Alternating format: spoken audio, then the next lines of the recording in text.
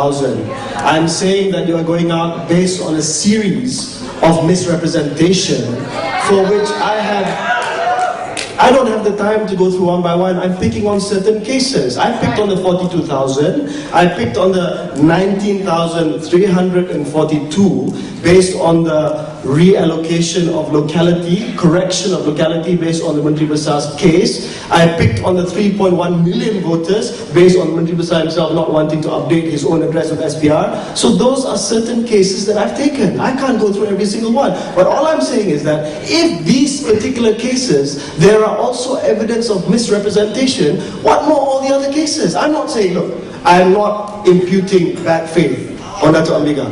I have respect for her. I think that she believes in what she's doing, which is fine. But at the end of the day, come and talk. Now, your specific point about Google Earth, that's the fact of the matter. There has to be a border between Selangor and Wilayah Persekutuan. There has to be a border. If you look at a map, your case of Kuala Kangsar, you just raised it tonight. It's new evidence. It's not admissible in court. No.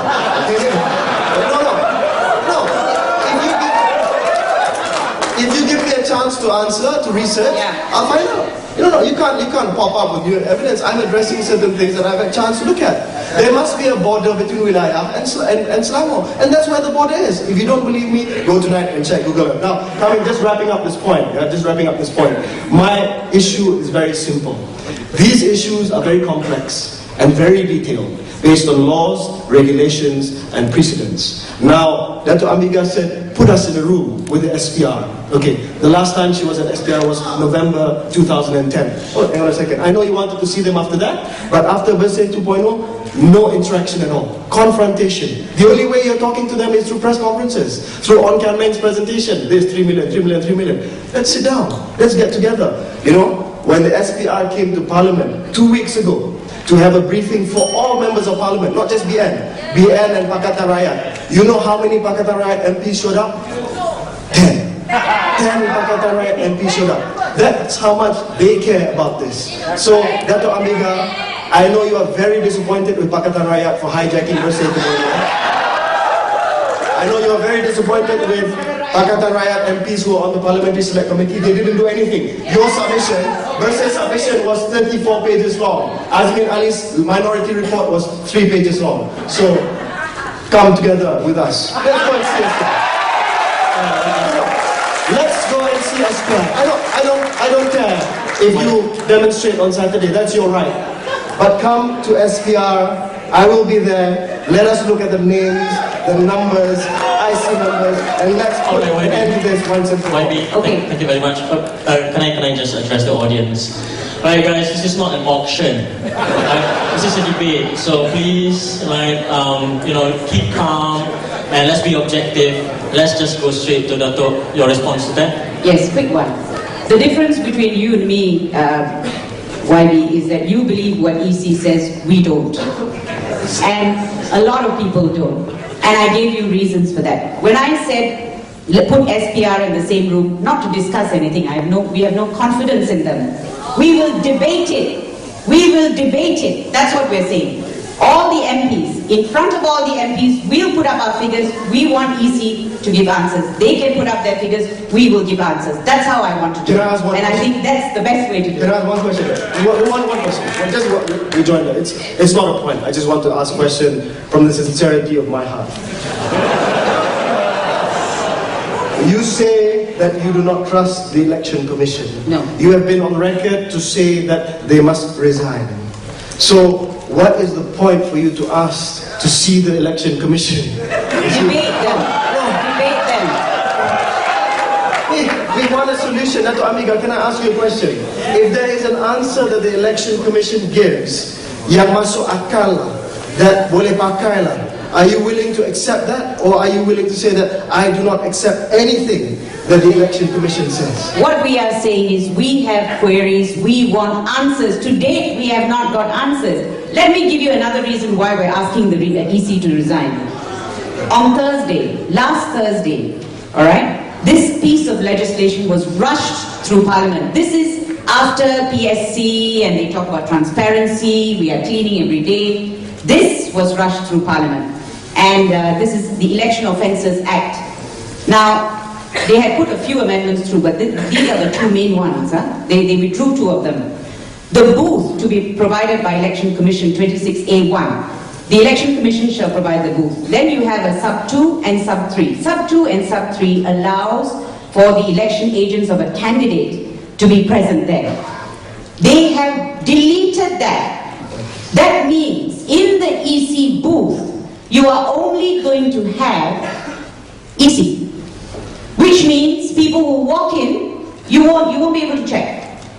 That's the idea of this. What are they fearing? And you know what the reasoning is? I read the answers. The reasoning is because there's too much problems. What problems? They couldn't say. Why did they do that? How can you not be suspicious? Why is it they don't want them to be checked? They have polling agents and counting agents in the polling center. They can't see from the distance that they're sitting. Which means your indelible ink also is of no use because you can't tell from that distance whether that person's finger is marked. Please explain to me why. And all these are recommendations of SPR. What I want to know is why didn't they tell the PSC that they were going to suggest this amendment? Why? Because PSC actually issued a map of the polling station. This is how it should be drawn. Shouldn't they have said, actually, we're going to move this amendment? No, they rushed it through on the last day of Parliament. One more reason. Section 9A, which was passed after the Likas case. If you know about the Likas case, which talked about phantom voters, that brave judge who came out and set aside the elections because of 4,000 odd phantom voters in Sabah. After that, because the judge actually was very firm and very stern with the EC because he found there was fraud by the EC in registering those voters. After that, an amendment is passed in Parliament which disallows anyone from questioning the electoral roll. So which means we can't even go to court on it. You don't have an independent arbiter. Last sentence. No independent arbiter, which means we are at the mercy of the Election Commission. That's like making Nero fire chief.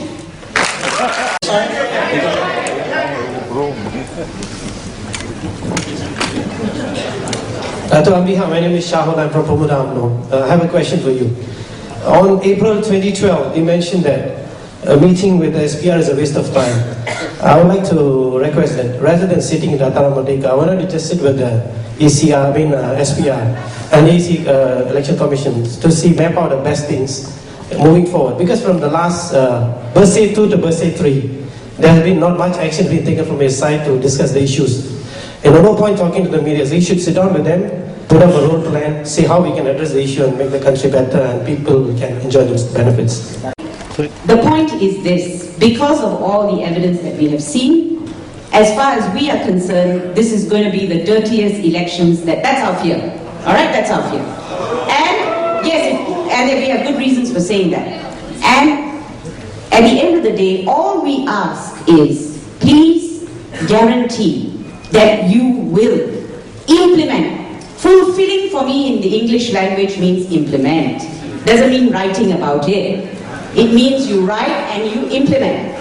All we're asking, delay the elections. Please, delay the elections. Give us time. And we, July last year, we actually, civil society offered to sit in a non-partisan, in a group where both parties would be represented, all parties, political parties will be represented, as well as civil society. And we said, form an independent panel, and we will help clean up the electoral roll.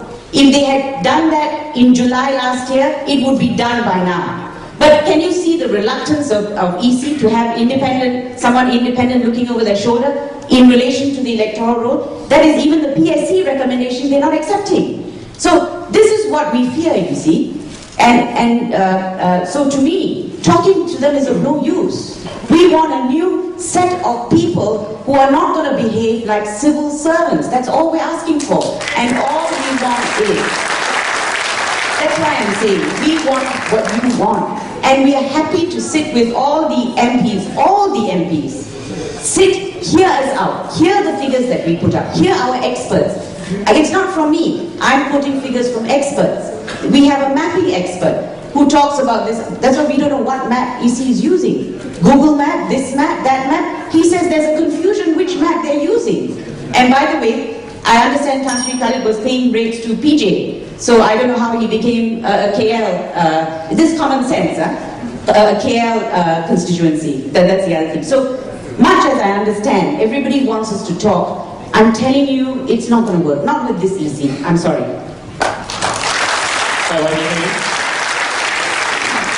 See, I came here expecting a spirit of cooperation and reasonableness. No, seriously.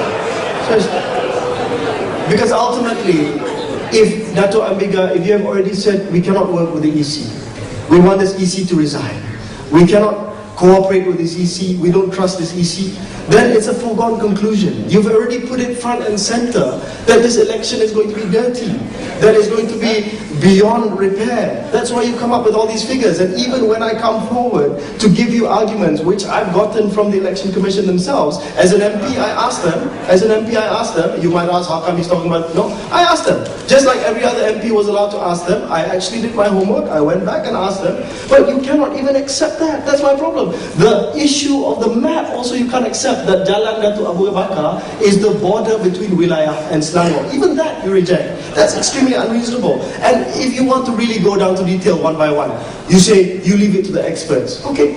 On Kian Meng said, amongst other things, he said there were new army and postal voters who are above the recruitment age, which is 30 years old. Initially I thought these were people who were reservists, who joined the regular army, and they are allowed to join over 30 years old, but they were not. They were in the latest role. So I did my check.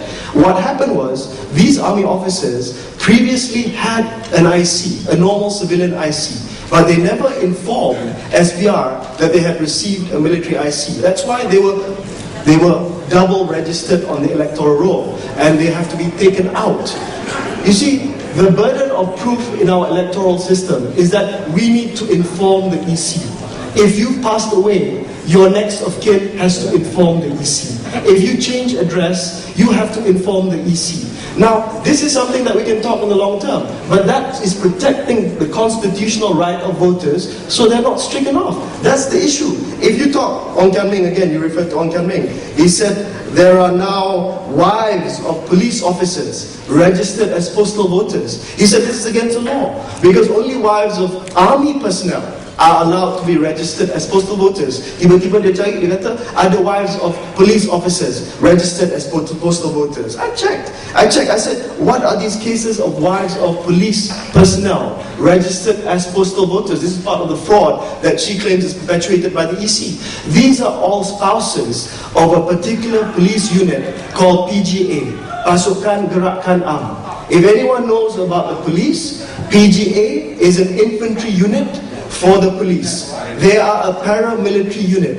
Only wives of the PGA who serve like the army, who serve at the border, who serve in Kelantan, who serve in Greek, who serve in Kedah are given the right to register as postal voters. I give you that example. Also, you cannot accept. You cannot say no, this is illegal. But under the regulation, they are allowed to register whoever they deem fit as postal voters. Not all spouses of police personnel, but in this case, police personnel from the PGA who are like the army. They are sent to camps to the border. They are sent into the hutan. Therefore, they are given the same privilege as army personnel's wives. So there's an explanation. If I explain like that, a lot of you will say, okay, but the problem is, we come back to the fundamental problem, is that you don't trust the EC. And I'm having a tough time trusting you tonight, because there's nothing that I can say to bring you to the table and not debate the EC, Dato'. I'm asking you to come and talk to them so that we can get to the bottom of all these issues. What we are prepared to do is come and talk to all the MPs. We will come and explain our side. You see, if only EC had invited us to your taklimat that they had with the MPs the other day, we would have gone. And we would have raised all these issues. But there's no point talking to an EC. We've done it before. And even these issues were raised with the, sorry, did I cut you? No, you cut me off. Go ahead. Sorry, go ahead. Go ahead. No, and likewise, you say there's no point talking to the EC. Likewise, if you put yourself in the shoes of the EC, there's no point talking to you. Every time you have a press conference, you say, resign. See, I'm here as a man of peace tonight. You and the Election Commission. I can call the other MPs. We don't need all the MPs there. I can call Azmin, I can call Anthony, I can call Hatta, who are part of the Pakatan Rakyat Parliamentary Select Committee. You sit down. And we go through each and every one, because the problem here tonight, ladies and gentlemen, is we are talking in cross purposes. She has a PC saying 300,000. Suddenly inflation, nearly 3.1 million voters. The EC explains, she doesn't want to listen. So let's get to the bottom of this. There is enough time. There's enough time before the next general elections. Are you, can I ask if you are giving a guarantee that all the demands of Bersih which are contained in the PSC will be implemented before the 13th general elections? That's all we want to hear. Is that what you are saying?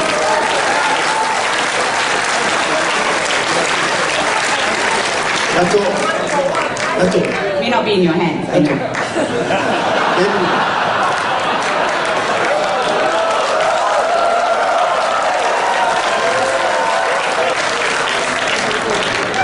Dato', I know lah, you look down on me, I'm no use chief, but, you know, I came here to talk to you. And although it's beyond my powers, but I give you my assurance that if you are asking for a meeting with cross-MP representation, with the Election Commission, I will try my best to make it happen. And that is not even conditional on condition that you cancel Saturday's march. Okay. I can assure you it will not be cancelled. Alright, speakers, I have to stop you there. We're going to go for the next question, yeah? A question from that side, please. Can we have a custodian to the interested audience at the very end?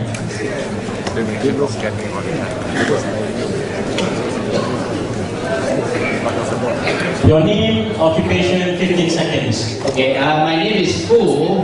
I'm staying in Kota Damansara, and this question is put forward to Khairi Jamaluddin.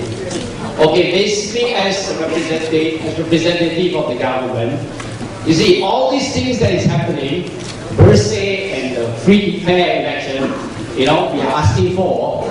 And after all this, the most pertinent question in everybody's mind, and in the whole nation's mind, and in the whole world's mind is, will the BN government, in the event they are going to lose the election, will there be a peaceful transition? This is that question which is very pertinent, and I think... Thank you, Mr. Fu. Alright, calm down. Khairi, that question is posed to you at your own time. Thank you very much. Thank you. Look, we all play by the rules. We all play by the rules. And if we lose an election, then we lose an election. Just as we handed over Pulau Pinang in 2008, just as we handed over Selangor in 2008, just as we hand over Kelantan every single election, just as we handed over Kedah in 2008, just as we handed over Perak for a while in 2008. If we lose, we lose. I can assure you that as far as I'm concerned, again, this is probably way above my pay grade. I can give you an assurance that we are committed to make sure that Malaysia is a respected democracy. If we lose, we lose. We are not going to hang on to power. There's no General Musharraf here, pardon me, Pakistanis. There's no instance of a coup here. The army has been completely divorced from politics in Malaysia, unlike in Thailand, unlike in Singapore, unlike in Indonesia. There is absolutely no threat of that. The guarantee as far as it comes from the Ketua Pemuda is that if we lose, na'udzubillah, if we lose,